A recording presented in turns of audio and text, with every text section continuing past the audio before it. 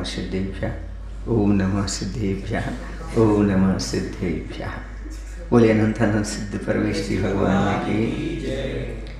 आत्मोपादान सिद्धम स्वयं अतिशय वदवीतवाधम विशालम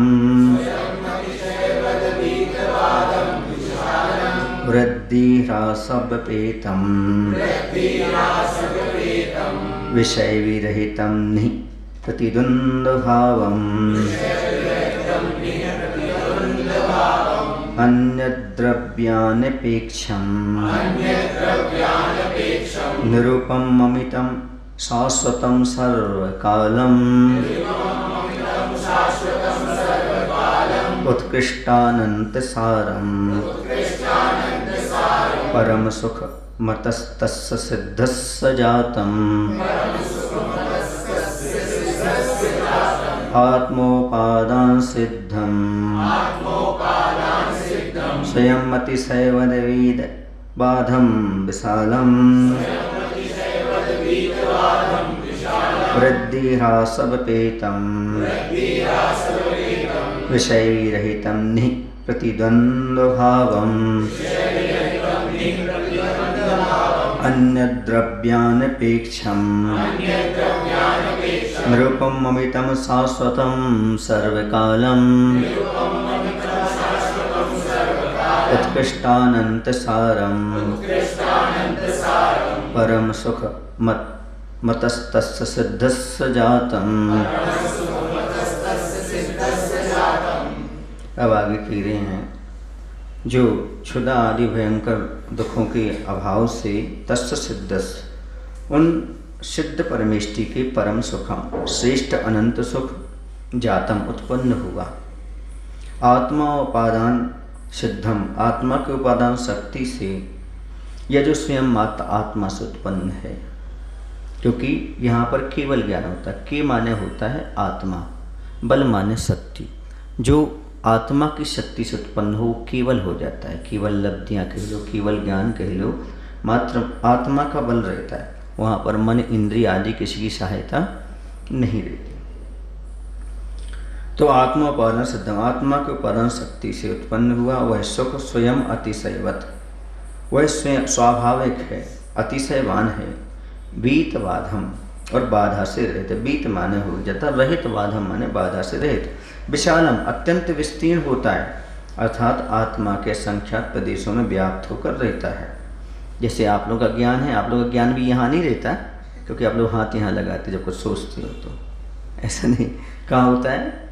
जहाँ आत्म प्रदेश है वहाँ पर सर्वत्र ज्ञान विद्यमान होता है, क्योंकि जहाँ पर ज्ञान दर्शन है वहाँ पर आत्मा है, जहाँ पर आत्मा है वहाँ पर ज्ञान दर्शन।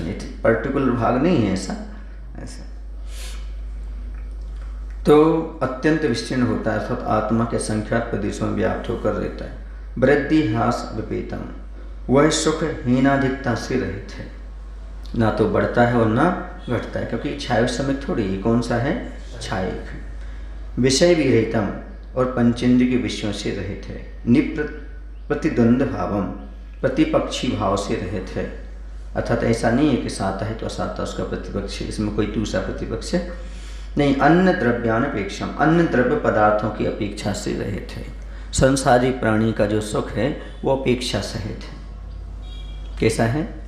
अपेक्षा सहित है। कर्म की भी अपेक्षा चाहिए और बाहर की वस्तुओं की भी अपेक्षा चाहिए, लेकिन भगवान का तो अपेक्षा रहित है। निरुपमम, उपमातीत है, उसकी कहीं उपमा दी ही नहीं जा सकती, क्योंकि दूसरी चीज है ही नहीं, है ना।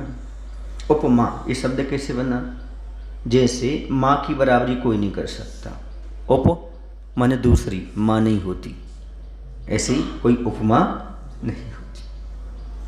अमितम, अमित है यानी सीमातीत है, प्रमाणातीत है, शाश्वतम अचल है, अविनाशी है और सदाकाल रहने वाला है। और उत्कृष्ट अनंत सार है, उत्कृष्ट है, अनंत काल तक रहने वाला और सार पूर्ण है, ऐसा मानो। संसारी जीवों का जो सुख होता है वह पुण्य कर्म के अंतरंग कारण यानी साता वेदनी, वह बाह्य में भोग उपयोग की सामग्री की अपेक्षा रखता है। अंदर साता वेदनी चाहिए और बाहर की भोगोपभोग की सामग्री चाहिए। यदि आपके पास साता वेद नहीं और बाहर की सामग्री नहीं मिल रही तो आप पराधीन हो गए। और यदि आपको बाहर की सामग्री मिल गई है ना, लेकिन अंतरंग में किसका भोगने का पुण्य नहीं है तो नहीं मिल सकता। शुगर की फैक्ट्री वाले को यदि शुगर हो तो देख तो सकता है लेकिन फैक्ट्री में खा नहीं सकता। समझ आ रहा ना? तो वस्तुओं का मिलने वाला पुण्य लगेगा और वस्तुओं को भोगवाने वाला पुण्य लगेगा। ये संसारी प्राणी की दशा है। उनका यह सुख जो है ना, अंतराय कर्म का, क्षय उपशम का, साता वेदनी की आदि की अपेक्षा से उत्पन्न होता है, इसलिए क्षणिक होता है। और वो सुख नहीं, सुखाभास मात्र है। ऐसा मान के चलो, हम पंचेंद्रिय के विषय में सुख मान रहे हैं, सुख नहीं है, खुजली है, खुजला रहे हैं। खुजलाते समय अच्छा लग रहा है, लेकिन बाद में कालांतर में पुण्य के उदय से आपके लिए धन आता है, लेकिन कब आता है? जब पाप करते उस समय। पुण्य का उदय है, वर्तमान क्रिया पाप की है, तब आपको कोई चीज़ प्राप्त हो पा रही है, और वो भी क्षणिक है। पर सिद्ध परमेष्टि का सुख मात्र आत्मा के उपादान से उत्पन्न होने से स्वाभाविक है, शाश्वत है, वह पराधीन नहीं है। और जब वो सुख स्वाधीन हो जाता है तो फिर किसी प्रकार की कोई बाधा नहीं उत्पन्न होती। इंद्रिय सुखों में निरंतर बाधा रहती है, पर सिद्धों का सुख निर्वाध अव्यावाद कहलाता है। अव्यावाद गुण मतलब ये कि अब किसी प्रकार कोई बाधा आने वाली नहीं, ना राधाबाई आएंगी ना बाधाबाई आएंगी, बीच में कोई भी आने वाली नहीं है।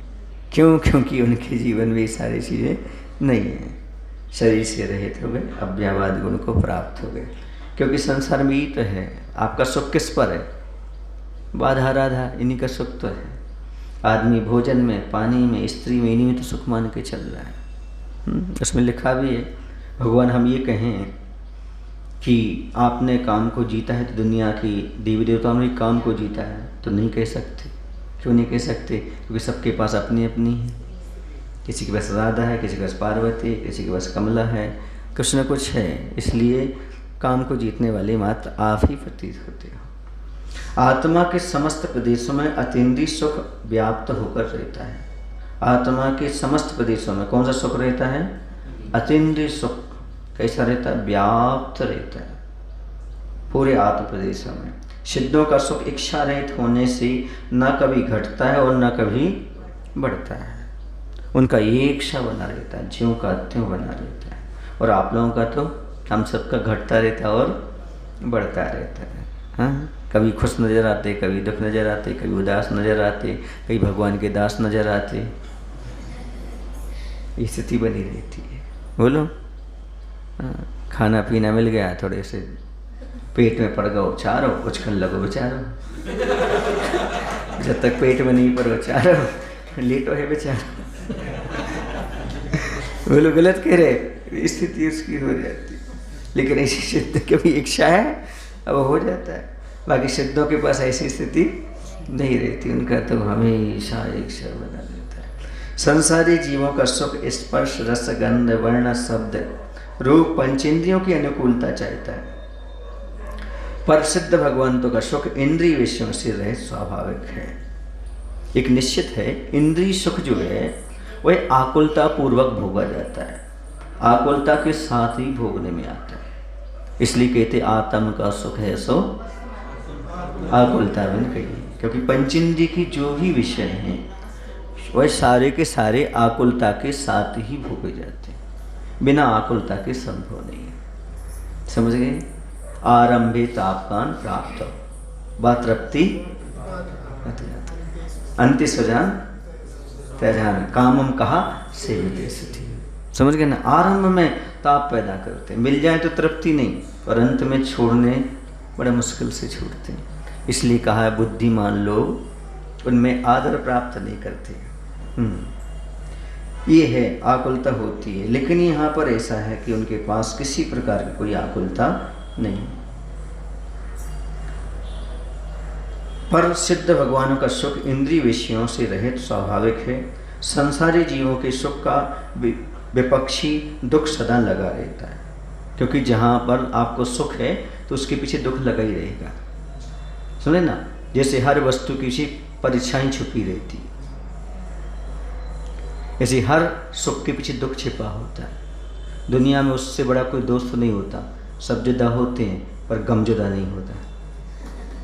सब चले जाएंगे तब क्या बचेगा आपके पास? वो बड़ा दोस्त है संसारी प्राणी का। कोई नहीं देगा साथ तो कौन साथ देगा?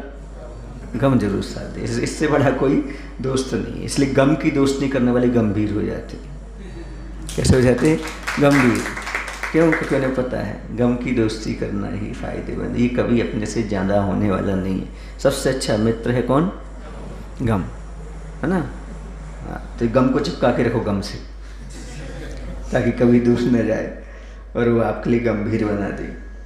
तो संसारी प्राणी का कभी दुख नहीं छूटता, वो लगा ही रहता है। और सिद्ध परमेष्ठी का कभी दुख आता नहीं, हमेशा सुख ही। सुख किसे कहते हैं? यत्र न दुखम तत्र सुखम। जहाँ दुख नहीं है वहीं का नाम सुख है। और आपके पास तो दुख है, इसलिए आपके पास सुख है ही नहीं, नाम मात्र का सुख है, मान के चलो।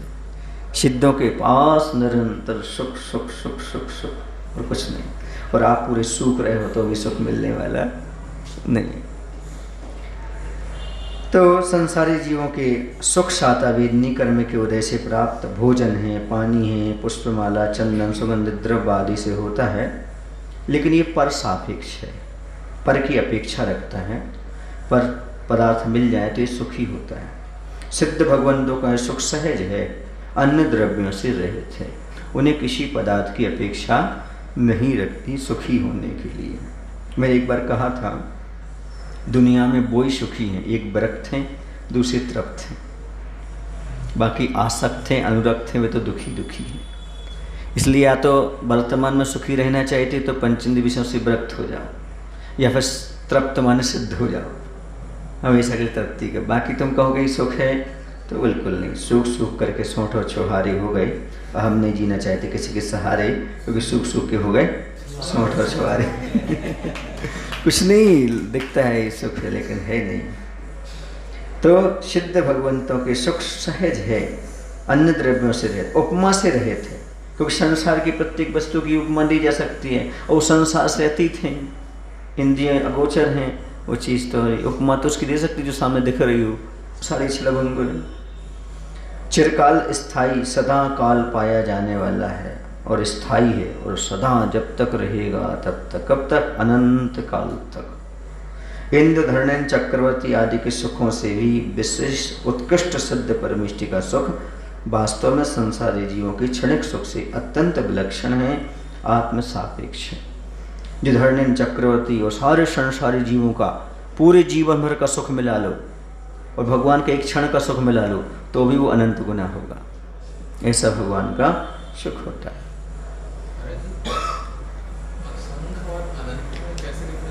असंख्य का अर्थ है जिसकी हमारे द्वारा गणना नहीं की जाती, अवधि ज्ञानी वगैरह जान लेते हैं, वो असंख्य होता है।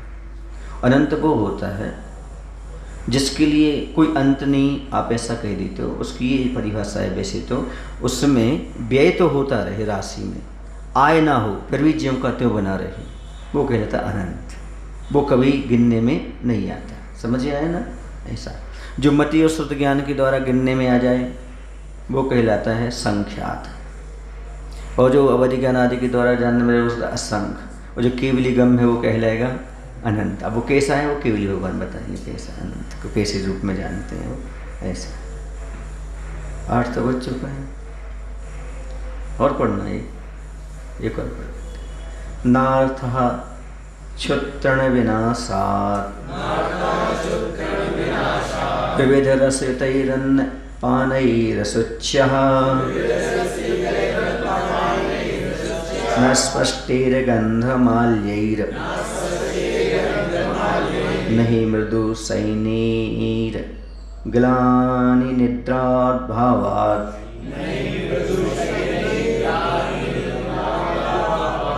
आतंकातिरभावे तदुपशमन सद्भेष जानर्थतावत् दीपानर्थक वदवा व्यपगत तिमिरे दृश्यमाने समस्ते। आतंके आरते अभावे, आतंक रोग, उससे उत्पन्न होने वाला आरती, आरती माने होता है पीड़ा, पीड़ा का अभावी, अभाव होने पर तत् उपशमन सत भेषज अनर्थ तावत, उस रोग के उपशमन के लिए भेषज, भेषज माने होता है औषधि और भिषक माने होता है वैद्य। तो भेषज, सत भेषज उत्तम औषधि की अनर्थ तावत अप्रयोजनता के समान व अथवा व्यपगत तिमरी अंधकार रहित स्थान में समस्त दृश्यमान समस्त पदार्थों के दिखाई देने पर दीप अनर्थकवत, दीप की निरर्थकता के समान सिद्ध परमेष्टि भगवंतों के क्षुत्रण विनाशात, क्षुधा भूख प्यास का विनाश हो जाने से विविध रसतई अन्न पानई, षट रस मिश्रित जो भोजन है, पानी है, न अर्था, इनका कोई प्रयोजन नहीं रह जाता। अशुच्या अपवित्रता से, स्पर्श नहीं होने से जो सुगंधित चंदन इत्र फुलील आदि व पुष्पमालाओं आदि का कोई प्रयोजन नहीं रह जाता है। गिलानी, थकावट है, निद्रा है आदि का सर्वथा अभाव होने से मृदु सैनी नाही अर्था, निश्चय से कोमल सैया से भी कोई प्रयोजन नहीं। कोई कहता है जब भगवान को इतना सुख है तो ऐसी चीज़ें क्यों नहीं उनके पास होना चाहिए थी।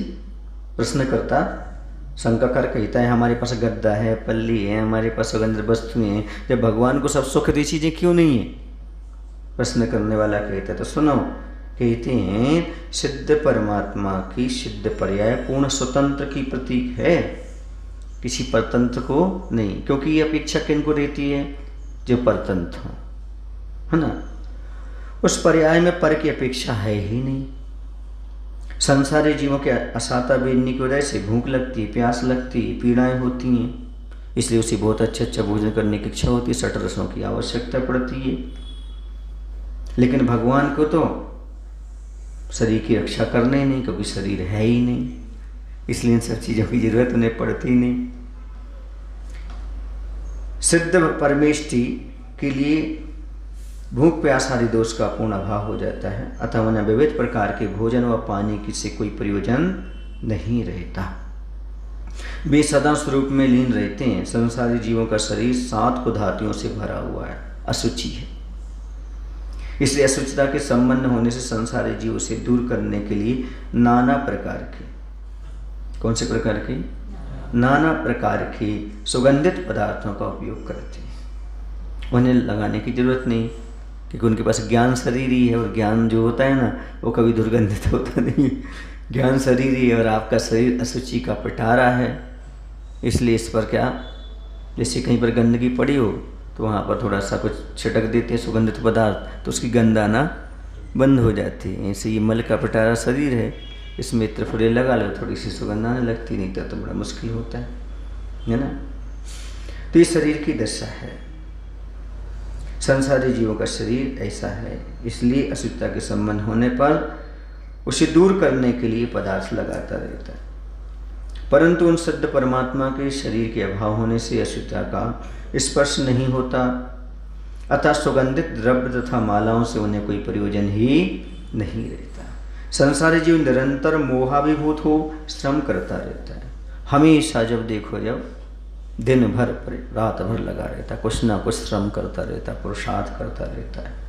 कहीं लैपटॉप पर बैठ कर, कहीं कंप्यूटर पर बैठ कर, कहीं ऑफिस में बैठ कर, कहीं दुकान पर बैठ कर, कहीं ना कहीं पुरुषार्थ, मजदूर देखो ना 8-8 घंटे तक कहीं ना कहीं पुरुषार्थ करता रहता है, मोह के वशीभूत होकर के। थकावट, उसको थकावट आ जाती है, थकावट होने से कोमल सैया आदि पर शयन करता है।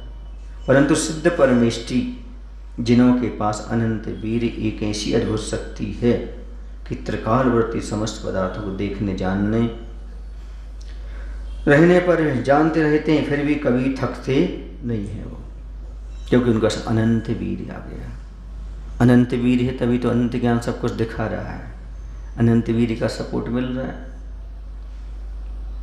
जहाँ थकान नहीं है, ऐसी सिद्ध कि कोमल सैया आदि से भी कोई प्रयोजन नहीं होता। जिसको थकान है उसे चाहिए टिकने के लिए, सोने के लिए कोई चीज़ चाहिए, लेकिन जिसके लिए थकान नहीं है उसे टिकने के लिए, सोने के लिए कोई चीज़ की ज़रूरत नहीं पड़ती। सत्य ही है जैसे रोग के अभाव में औषधि का कोई प्रयोजन नहीं होता। क्या बता रहे हैं यहाँ पर? मुख्य रूप से कि यदि हमारे पास रोग नहीं है तो औषधि की कोई ज़रूरत नहीं है। अंधकार के अभाव में दीपक का कोई प्रयोजन नहीं है। अब दिन में दीपक की क्या जरूरत है?